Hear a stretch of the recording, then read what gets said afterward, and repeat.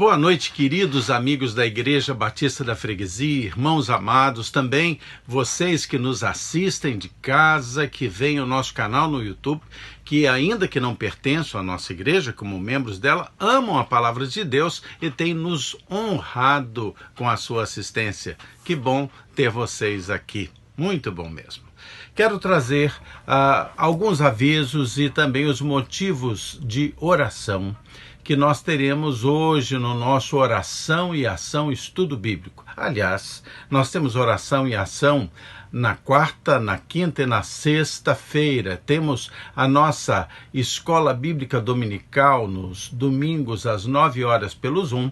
Depois temos o culto matinal às 10h30, a Escola Bíblica Kids no Zoom às 15 horas para as crianças e à noite o nosso culto pelo YouTube, que é o culto em família.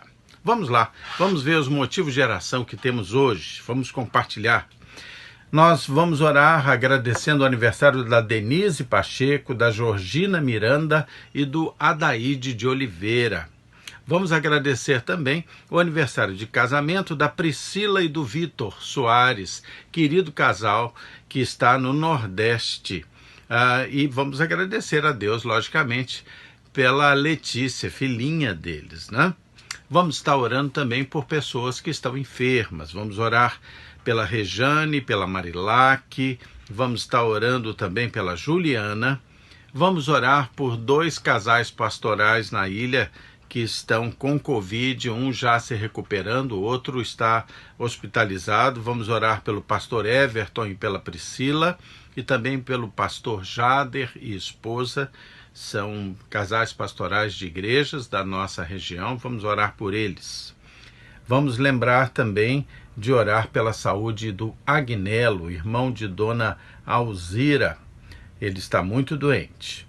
Vamos estar orando pelos nossos governantes, como a Bíblia nos ensina, pelos profissionais de saúde, pelos pastores, pelos missionários. Vamos orar pelo sucesso dessa vacinação tão importante. Já estão vacinando largamente os profissionais de saúde, mas os outros grupos de risco certamente estarão agora sendo vacinados também. Gostaria de dar alguns avisos muito bons. Nós temos procurado dinamizar as programações que têm sido veiculadas pela nossa igreja. Então, nós vamos entrar com mais 2 detalhes nas programações. Um será o que nós vamos chamar de mais. O que é isso? Quando nós tivermos o Oração e Ação, Estudo Bíblico mais, vamos ter um sinalzinho, isso vai significar que naquele Oração e Ação, Estudo Bíblico mais, haverá também uma breve entrevista com alguma pessoa que é especialista naquele assunto ou que tem afinidade com aquele assunto que nós estamos tratando, e essa pessoa vai estar dando um colorido diferente naquela programação. Por exemplo, vamos dizer que nós estejamos no Oração e Ação Estudo Bíblico, estudando as viagens missionárias de Paulo. E aí, então, nós poderemos, concomitantemente, fazer uma breve entrevista com um missionário e ele vai nos trazer alguma noção, alguma ideia da realidade do campo missionário, perguntas e respostas naquele momento. Isso pode acontecer no Oração e Ação Jovem também. Pode acontecer no Oração e Ação Kids, com algum assunto dentro do âmbito infantil. Então serão os Oração e Ação mais. Quando tiver o mais, significa que vai haver também uma breve entrevista dentro daquele Oração e Ação. Outra questão que nós vamos trazer é o seguinte: temos notado que quando a Crica, a boneca de ventríloco, aparece, há um aumento no número de participações no Facebook, quando há uma das plataformas que é possível interagir. Então, nós vamos fazer pequenas inserções no Facebook, estamos preparando isso, para Crica e Amigos. a Crica vai estar ou falando com alguém, ou entrevistando alguém, ou interagindo com alguém. Então nós vamos ter o Crica e Amigos. Serão participações pequenas, na faixa de até 5 minutos, só bem pequeninas, no Facebook e no Instagram. Vai ser bom, vai ser dinâmico, vai ser alegre, vai ser abençoador. Ok? E uma última informação, e essa é uma informação também muito importante, é o seguinte: nós estamos querendo ajudar um centro de recuperação de dependentes químicos que se chama Chácara dos Profetas. Fica lá na região da Baixada. É um trabalho muito sério, é um trabalho que tem recuperado muitos jovens, principalmente rapazes, homens, adolescentes até, e eles passam por momentos muito difíceis. Então, eles pedem doações de produtos de limpeza e higiene pessoal, doações de alimentos dos mais variados alimentos que possam ser doados, doações de roupas e sapatos masculinos e doação de roupa de cama e banho, ou seja, lençóis e toalhas. Eles precisam muito de tudo isso. Então, se você tiver algo excedente na sua casa, ou Deus tocar no seu coração, eu quero doar uma caixa de leite, ou eu quero doar 5 quilos de arroz, eu quero doar feijão, eu quero doar linguiça, eu quero doar latas de salsicha, de sardinha, não importa, aquilo que Deus tocar no seu coração vai ser enviado para este centro de recuperação de dependentes químicos e nós vamos estar dando apoio a esse centro. Quem tem uma relação muito próxima com a direção desse centro é o Jorge, que é o zelador de nossa igreja. Ele vai ser a nossa ponte com esse centro de recuperação, logicamente, dentro da orientação do trabalho da nossa Rose da Ação Social. Ok? Então, se Deus tocar no seu coração, leve lá no templo da igreja as suas doações, lá no número 165, ali na freguesia, e isso vai ser direcionado para esse centro de recuperação. Muito bem, dados todos os avisos, nós vamos para o nosso estudo bíblico de hoje. Nós estamos estudando o Evangelho de João, e hoje nós estaremos trabalhando Evangelho de João, capítulo 19, do versículo 31 ao versículo 37. É o que acontece naquela cena da crucificação de Cristo, logo após o Senhor Jesus ter entregue o seu Espírito. Ok? Vamos orar, pedir a bênção de Deus para esse estudo de hoje.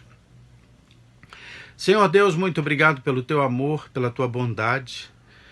Muito obrigado porque o Senhor tem sido misericordioso conosco. Obrigado pela saúde, Pai. Quero suplicar que o Senhor nos guarde, que o Senhor agora nos unja com teu Santo Espírito, para que seja a palavra vinda do teu Espírito Santo e não de vontade humana, Senhor.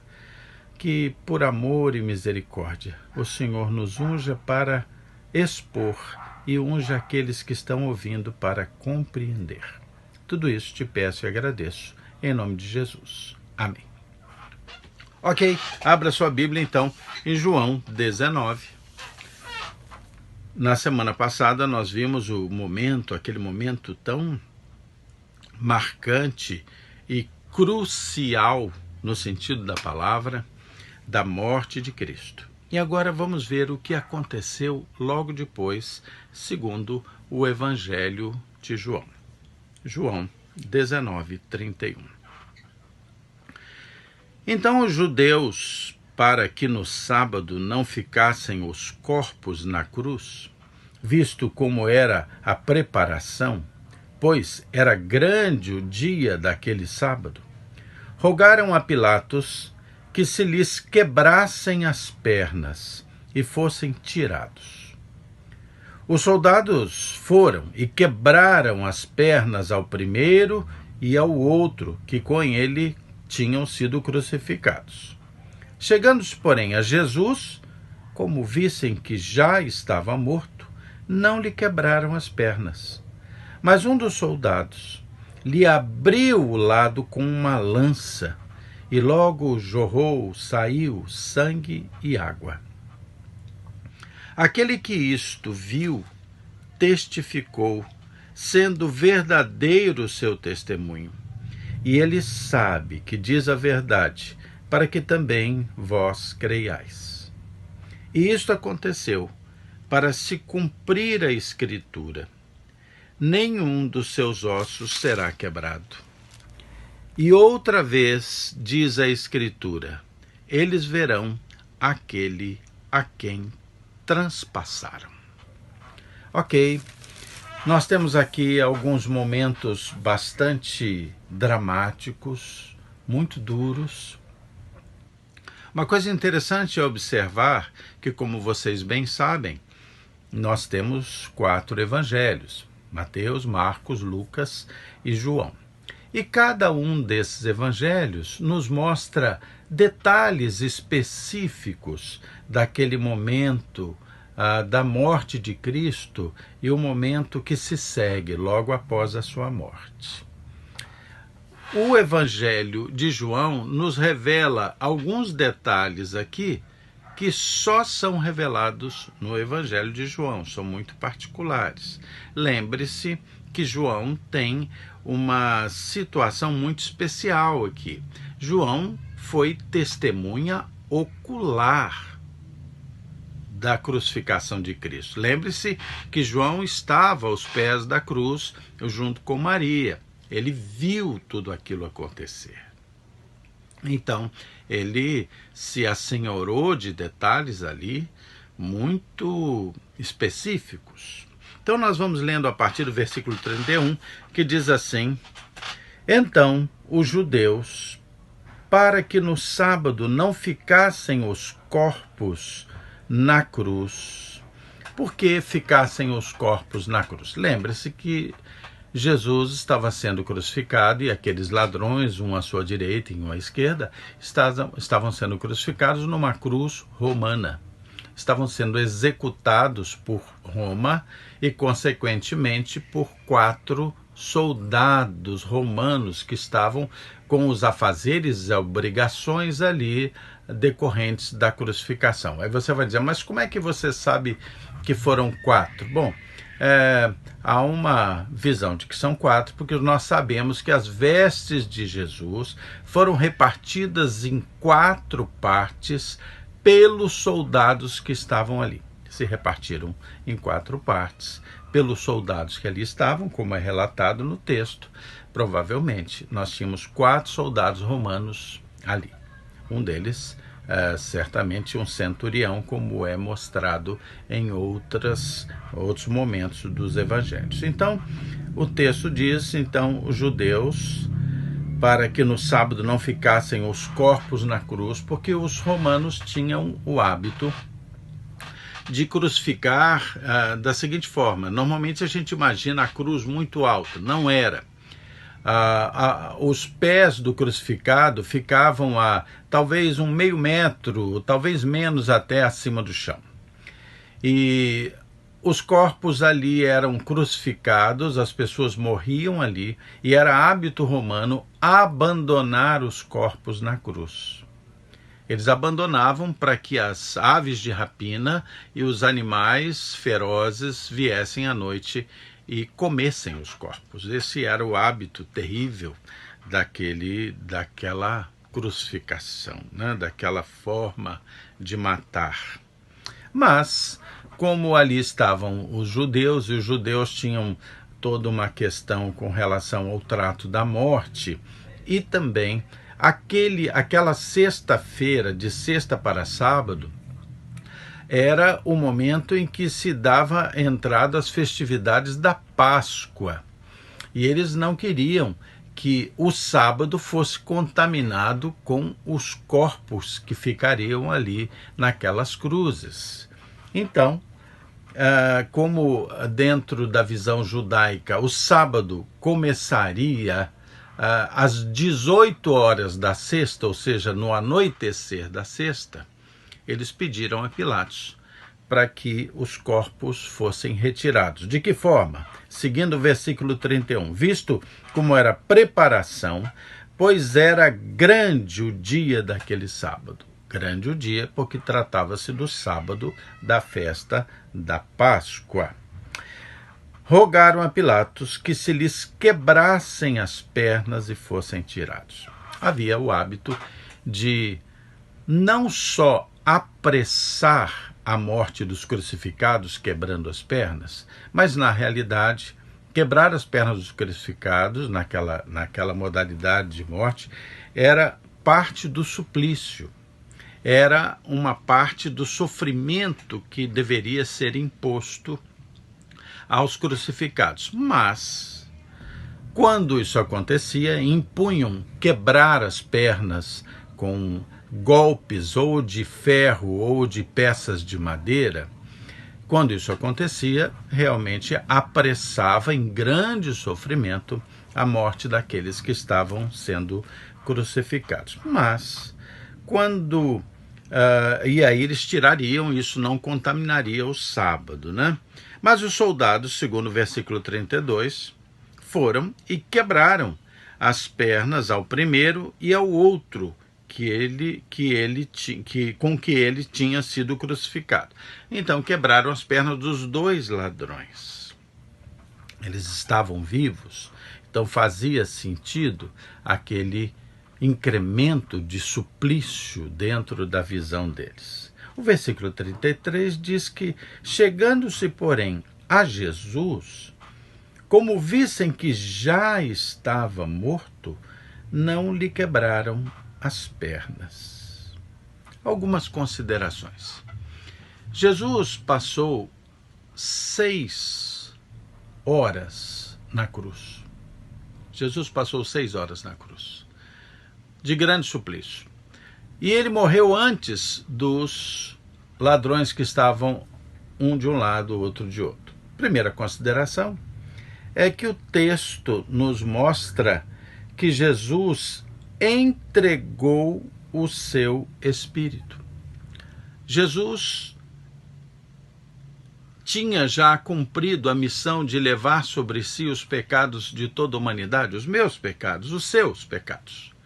Então, a Bíblia diz que Jesus bradou e entregou o seu espírito, né? Como diz o versículo 30, quando, pois, Jesus tomou o vinagre, disse, está consumado, inclinando a cabeça, rendeu ou entregou o Espírito. Foi um gesto de vontade própria.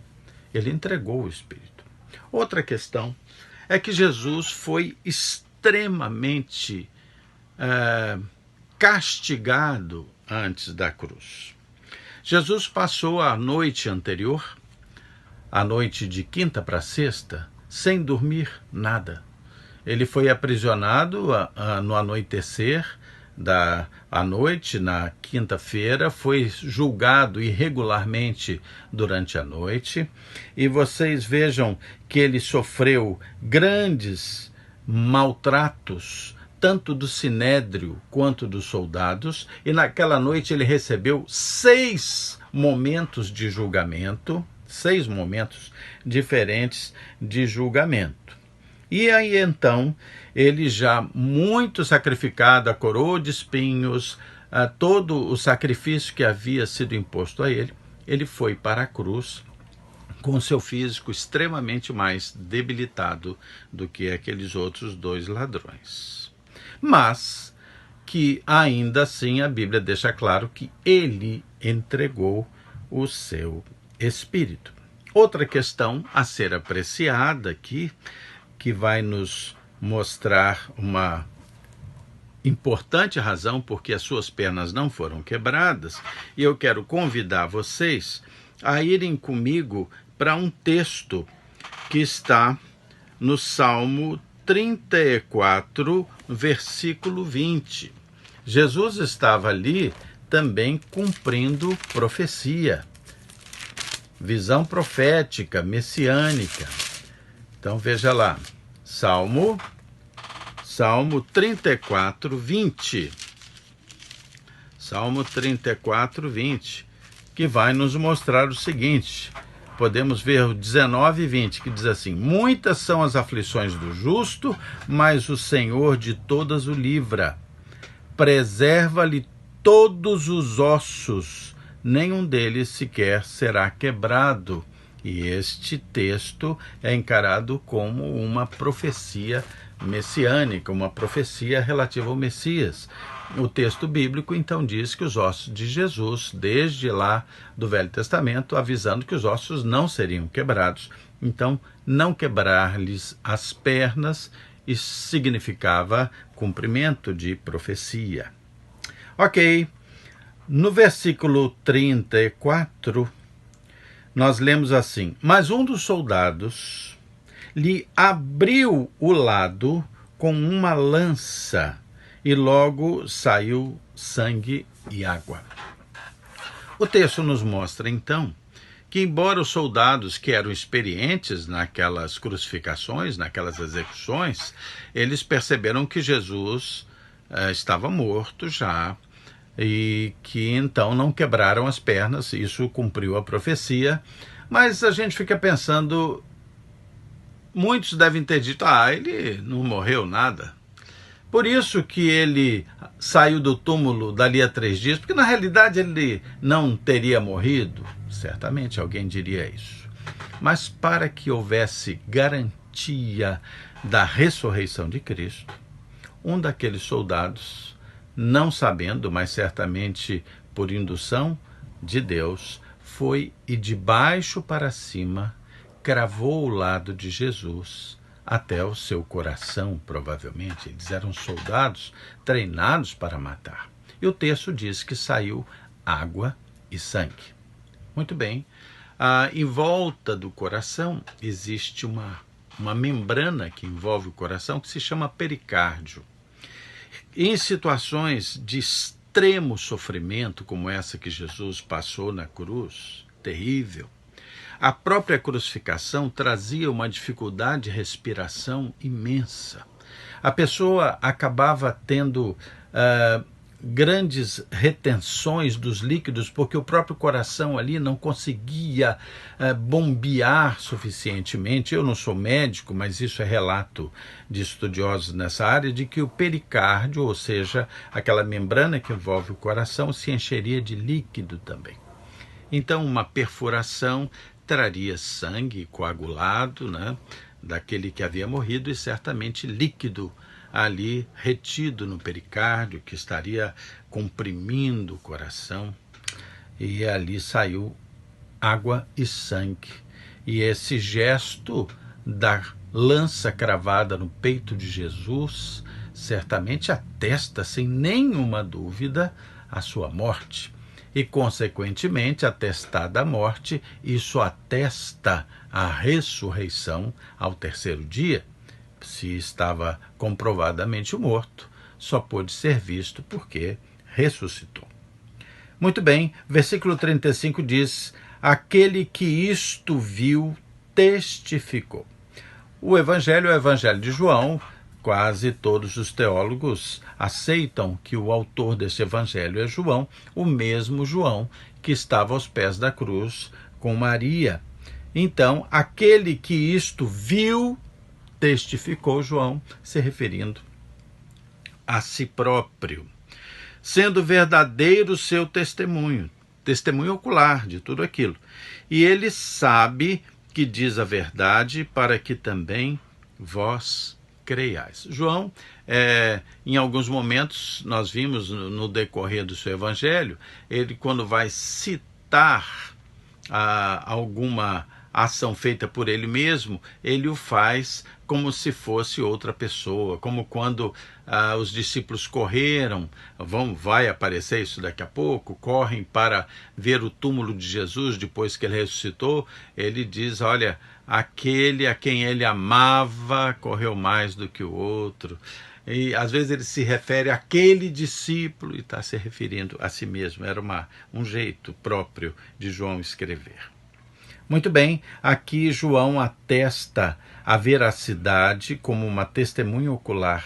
E no versículo 36 diz: "E isto aconteceu para se cumprir a Escritura.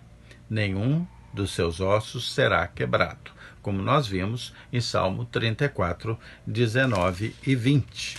Passamos então para o último versículo deste texto, que diz: "E outra vez, diz a Escritura, eles verão aquele a quem transpassaram." Transpassaram com a lança, dizendo que as pessoas verão aqueles a quem transpassaram quando Jesus Cristo voltar, e ele será visto por todos, porque todos serão levados a julgamento, né?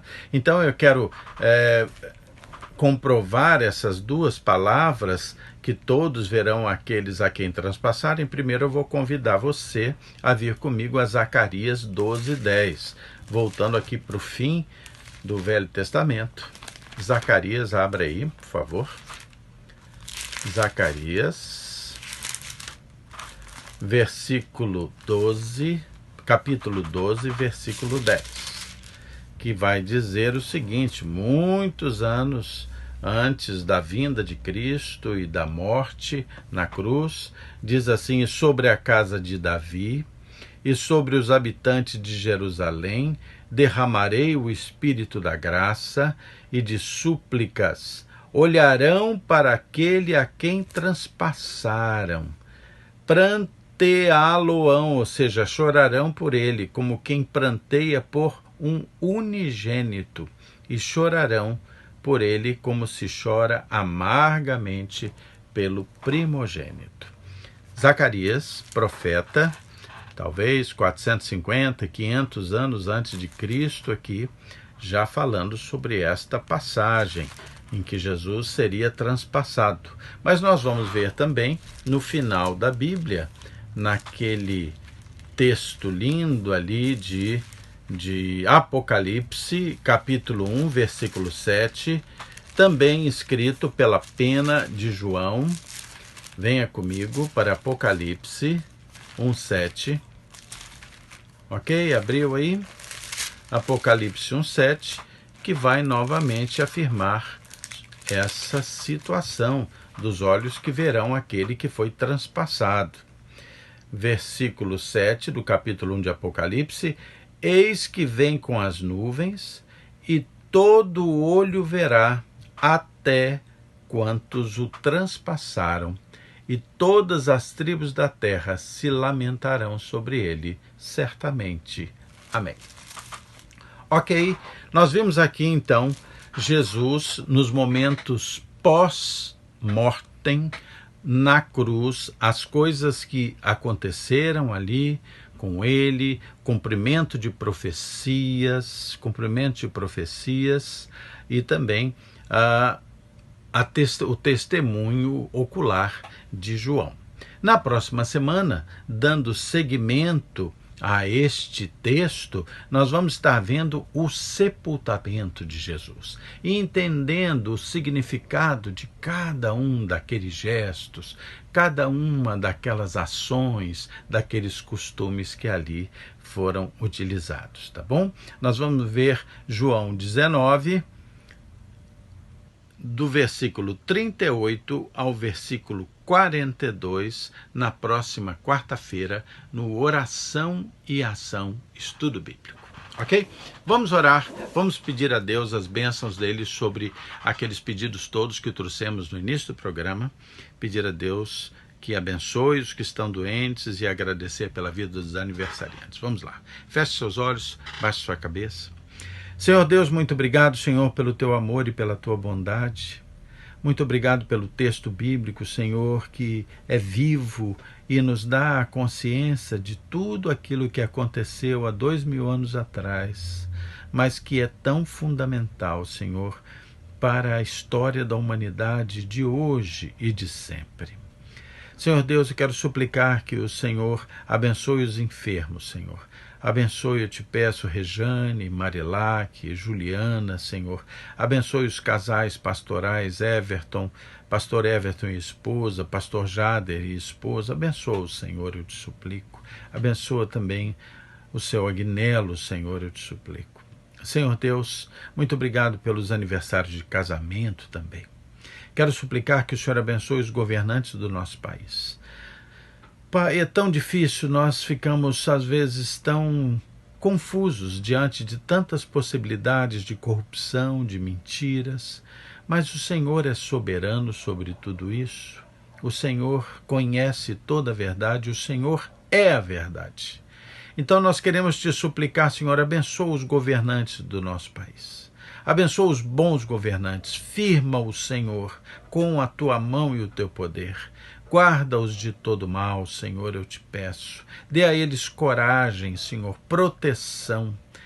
Ó Deus, peço que o Senhor também fale ao coração dos maus governantes, para que eles sejam transformados, mas se não aceitarem a tua palavra, retira-os, Senhor, eu te suplico. Senhor Deus, abençoa missionários e pastores, abençoa os profissionais de saúde, abençoe aqueles que estão trabalhando na vacinação, Pai, que essas vacinas sejam efetivas, que possamos, Senhor, experimentar um tempo de paz sem o medo e sem a doença. Senhor, pedimos que isso chegue ao seu fim, essa Covid, Pai, eu te peço. Muito obrigado por tudo, Pai. Nós nos entregamos a Ti, nós confiamos em Ti. Muito obrigado, porque o Senhor Jesus, Teu Filho, morreu na cruz por nós. Em nome de Jesus. Amém. Queridos, Deus abençoe vocês. Nós estaremos juntos amanhã no Oração e Ação dos Jovens. Até lá.